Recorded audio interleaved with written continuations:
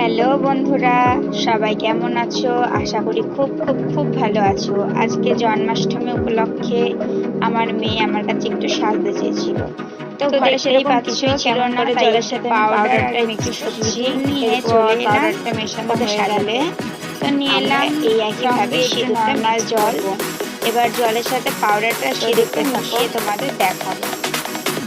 সিঁদুরটা দেখতে থাকো কেমন করে হয়ে গেছে সিঁদুরের সাথে আর পাউডারের সাথে জলটা মিশিয়ে। এবার আমি কিভাবে এটা দিয়ে সাজাই।